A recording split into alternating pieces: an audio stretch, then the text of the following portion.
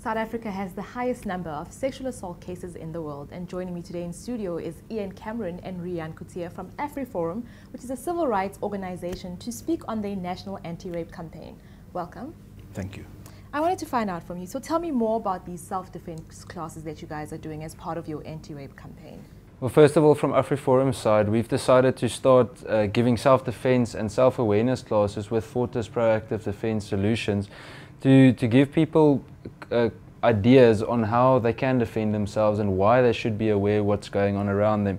It happens so much in South Africa that people in general aren't aware of what's going on around them and aren't aware of the crises with crime in their area, and therefore it's important that we start highlighting that, but also with a solution, a proactive solution. And how can people get involved? First of all, we want people to be members of Afriforum, and anyone can join. It's an inclusive organization. We encourage all people to join as we try and protect their civil rights. First of all, on a safety point of view, we start neighborhood watches, community watches, to help people start protecting themselves. In so many cases in the country, unfortunately, it's happened that government isn't protecting us anymore. If we look in the Eastern Cape, for example, we've got a murder rate of 54 people per 100,000.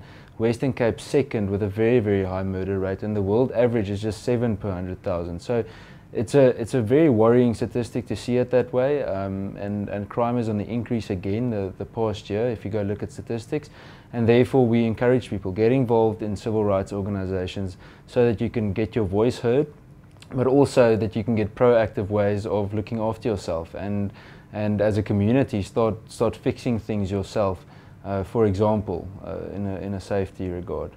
And let's speak about the classes that you guys are running for different self-defense without tools, obviously. Where are they running and when? First of all, it's important that we run it with our branches. So we see where we have branches in the country. We've got 120 branches, and we try and help them first.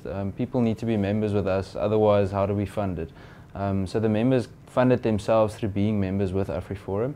And then we go from branch to branch, and then we see what the priority is in that specific community. Some communities, they prefer just doing self-awareness, just learning the levels of awareness, understanding what they need to look out for. Other places, they prefer only to have first aid training. Other places, the anti-rape. So it all depends on where we're going with it and what the priority is in that specific community.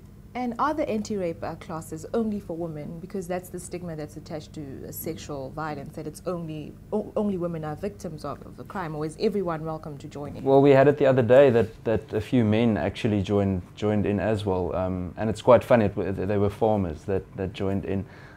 So it's excellent to do it that way. Next week we have the same class in Elliot in the Eastern Cape, or a few of them, where the Taxi Association, all of them are coming, themselves and their wives, so they're doing it together. So I think it's important that we understand it can happen to anyone, and that all people you should attend as many of these courses as you possibly can in order to educate yourself.